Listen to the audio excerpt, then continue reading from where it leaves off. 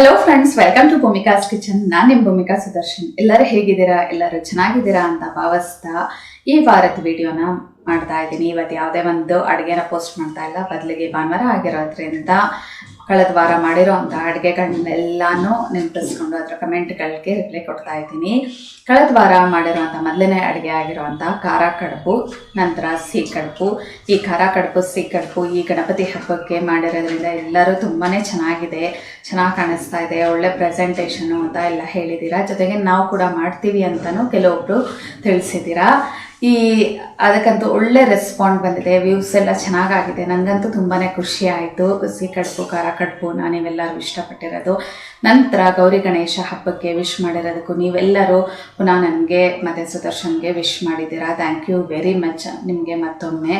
ನಂತರ fruit salad ಮಾಡಿದ್ದೀನಿ. Fruit salad ಅಂತೂ ತುಂಬಾ ಸಿಂಪಲ್ ರೆಸಿಪಿ, ಎಲ್ಲರಿಗೂ ಗೊತ್ತಿರೋ ಅಂಥದ್ದೇ. ಆದರೆ ಆ ಕಸ್ಟರ್ಡ್ನ ಒಂದು ಕ್ರೀಮಿ ಟೆಕ್ಸ್ಚರ್ ಥರ ಬರೋ ಹಾಗೆ ಮಾಡಿರೋದ್ರಿಂದ ತುಂಬ ಚೆನ್ನಾಗಿದೆ ಅಂತ ಅಂದಿದ್ದೀರಾ. ಜೊತೆಗೆ ಆಸಮ್ ಅಂತ ಕೂಡ ಹೇಳಿದ್ದೀರಾ. Thank you very much. ನಂತರ ಕಸೂರಿ ಮೇಥಿ ಮತ್ತು ಕ್ಯಾಪ್ಸಿಕಮ್ ಉಪಯೋಗಿಸಿ ಮಾಡಿರೋ ಅಂಥ ಚಿತ್ರಾನ್ನ, ಕಡಲೆಕಾಯಿ ಬೀಜದ ಚುರುಮುರಿ, ಇದಂತೂ ಎಕ್ಸಲೆಂಟ್. ಕಡಲೆಕಾಯಿ ಬೀಜದ ಚುರುಮುರಿ ಅಂತೂ ಇವಾಗ ಮಳೆಗಾಲ ಅಥವಾ ಚಳಿಗಾಲಕ್ಕೆ, ಯಾಕೆಂದರೆ ಬಿಸಿ ಬಿಸಿ ಕಡಲೆಕಾಯಿ ಬೀಜ, ಅದಕ್ಕೆ ಎಲ್ಲ ಈರುಳ್ಳಿ ಟೊಮೆಟೊ ಎಲ್ಲ ಹಾಕಿ ಚುರುಮುರಿ ಥರ ಮಾಡ್ಕೊಂಡು ತಿಂದ್ರಂತೂ ತುಂಬಾ ರುಚಿಯಾಗಿರುತ್ತೆ. ತಿಂತಾ ಇದ್ರೆ ತಿಂತಾನೇ ಇರಬೇಕು ಅನಿಸುತ್ತೆ ಚಳಿಗೆ.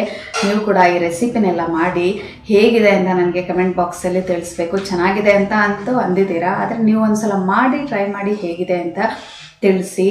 ಈ ಸಲ ಗೌರಿ ಗಣಪತಿ ಹಬ್ಬ ಅಂತೂ ಎಲ್ಲರೂ ಖುಷಿಯಾಗಿ ಆಚರಣೆ ಮಾಡಿದ್ದೀವಿ. ಯಾಕೆಂದರೆ ಕಳೆದ 3 ವರ್ಷದಿಂದ ಗೌರಿ ಗಣೇಶ ಹಬ್ಬನ ಆಚರಣೆ ಮಾಡೋಕ್ಕಾಗ್ತಾ ಇರಲಿಲ್ಲ. ಕರೋನಾ ಕೋವಿಡ್ ಇದ್ದಿದ್ದರಿಂದ ಎಲ್ಲರ ಮನೆಯಲ್ಲೂ ಒಂದಲ್ಲ ಒಂದು ಆತಂಕ, ನೋವುಗಳು ಇದ್ದೇ ಇರ್ತಿತ್ತು. ಅದ್ರ ಮಧ್ಯದಲ್ಲಿ ಗೌರಿ ಗಣಪತಿ ಹಬ್ಬನ ಆಚರಣೆ ಮಾಡೋಕ್ಕಾಗ್ತಾ ಇರಲಿಲ್ಲ.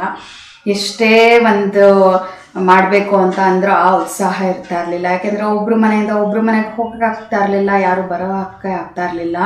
ಈ ಗೌರಿ ಹಬ್ಬ ಆಗಿರ್ಬೋದು, ವರಮಹಾಲಕ್ಷ್ಮಿಲಾಗಿರ್ಬೋದು, ಹೆಂಗಸರಿಗೆ ಒಬ್ಬರ ಮನೆಯಿಂದ ಒಬ್ಬರ ಮನೆಗೆ ಹೋಗಿ ಕುಂಕುಮ ಕೊಟ್ಟು ಅವ್ರನ್ನ ಕರೆಯೋದು, ನಾವು ಹೋಗಿ ತೊಗೊಳ್ಳೋದು, ಅದೇ ಮೇಯ್ನ್ ಆಗಿರ್ತಿತ್ತು. ಆದರೆ ಅದೇ ಒಬ್ಬರು ಮನೆಗೆ ಬರ್ದೇನೆ ಯಾರ ಮನೆಗೂ ನಾವು ಹೋಗದೆ ಮಾಡೋದು ಅಂತ ಅಂದರೆ ಅದೊಂಥರ ತುಂಬ ಹಿಂಸೆನೇ ಅನ್ನಿಸ್ತಿತ್ತು. ನಮಗೆ ಅಂತ ಎಲ್ಲ ಪ್ರತಿಯೊಬ್ಬರಿಗೂ ಇದೊಂಥರ ಇಕ್ಕಟ್ಟಾಗಿತ್ತು ಈ 3 ವರ್ಷ.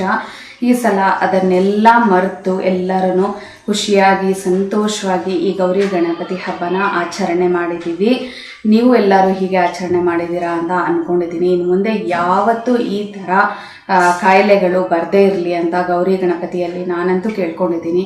ನೀವೆಲ್ಲರೂ ಕೇಳ್ಕೊಂಡಿದ್ದೀರಾ ಅಂತ ಅಂದ್ಕೊಂಡಿದ್ದೀನಿ. ಯಾಕೆ ಅಂತ ಅಂದರೆ ಮನೆಯಲ್ಲೇ ಇರಬೇಕು ಅಂತ ಅಂದರೆ ಅದೊಂಥರ ತುಂಬ ಹಿಂಸೆ. ಯಾವುದೇ ಒಂದು ಎಲ್ಲ ಹಬ್ಬಗಳಿಗೂ ಯಾವುದು ಒಂದು ಹೊರಗಡೆನೇ ಹೋಗದೆ ಮನೆಯೊಳಗಡೆನೇ ಇದ್ಕೊಂಡು ಯಾರ ಅಟ್ಯಾಚ್ಮೆಂಟು ಇಲ್ದಂಗೆ ಮಾಡಬೇಕು ಅಂದರೆ ತುಂಬಾ ಹಿಂಸೆ. ಯಾಕೆಂದರೆ ಹಬ್ಬ ಅಂತ ಅಂದರೆ ಒಂದು ಖುಷಿ, ಸಂತೋಷ, ಸಂಭ್ರಮ, ಒಬ್ಬರನ್ನ ಕರೆದಿ ಊಟಕ್ಕೆ ಹಾಕೋದು ಅಥವಾ ಸ್ವೀಟ್ಗಳನ್ನ ಮಾಡಿ ಮತ್ತೊಬ್ರಿಗೆ ಕೊಡೋದು, ಇದೇ ಒಂದು ಹಬ್ಬದ ಎಂಜಾಯ್ ಮಾಡ್ತಾ ಇರ್ತೀವಿ. ಅದೇ ಇಲ್ಲ ಅಂತ ಅಂದಾಗ ಒಂಥರ ಏನು ಮಾಡಿದ್ರು ಒಂದು ಖುಷಿ ಸಂತೋಷ ಅನ್ನೋದಿರೋದಿಲ್ಲ. ಸೊ ಇನ್ನು ಮುಂದೆ ನಮ್ಮ ಲೈಫಲ್ಲಿ ಯಾವತ್ತೂ ಈ ಥರ ಕಾಯಿಲೆಗಳನ್ನ ಬರದೇ ಇರಲಿ. ಈ ಥರ ಕಾಯಿಲೆ ಒಂದೇ ಅಲ್ಲ, ಯಾವುದೇ ಒಂದು ಸುನಾಮಿ ಆಗಿರ್ಬೋದು, ಇವಾಗ ಮಳೆ ತುಂಬ ಜಾಸ್ತಿಯಾಗಿ ಬೇರೆ ಕಡೆ ಎಲ್ಲ ತುಂಬ ಮಡಿಕೇರಿ ಆ ಕಡೆ ಸೈಡೆಲ್ಲ ಪುನಃ ಬೆಟ್ಟಗಳೆಲ್ಲ ಕುಸಿತಾ ಇದೆ. ಆ ಥರ ಎಲ್ಲ ಏನೂ ಆಗದೇ ಇರಲಿ ಅಂತ ಆದಷ್ಟು ನಾವೆಲ್ಲರೂ ದೇವರಲ್ಲಿ ಕೇಳ್ಕೊಳ್ಳೋಣ. ಹೀಗೆ ಹೇಳ್ತಾ ಇವತ್ತಿನ ದಿನದ ವಿಡಿಯೋನ ನಾನು ಮುಗಿಸ್ತಾ ಇದ್ದೀನಿ. ಇವತ್ತಿನ ದಿನದ ವಿಡಿಯೋ ನಿಮ್ಗೆ ಏನು ಅನ್ನಿಸ್ತು ಅಂತ ಕಮೆಂಟ್ ಬಾಕ್ಸಲ್ಲಿ ತಿಳಿಸಿ. ಈ ವಿಡಿಯೋ ನಿಮ್ಗೆ ಇಷ್ಟ ಆಗಿದ್ರೆ ಲೈಕ್ ಮಾಡಿ, ಶೇರ್ ಮಾಡಿ. ಯಾರೆಲ್ಲ ಇನ್ನೂ ಭೂಮಿಕಾಸ್ ಕಿಚನ್ಗೆ ಸಬ್ಸ್ಕ್ರೈಬ್ ಆಗಿಲ್ಲ ಆದಷ್ಟು ಬೇಗ ಸಬ್ಸ್ಕ್ರೈಬ್ ಆಗಿ. Thanks for watching.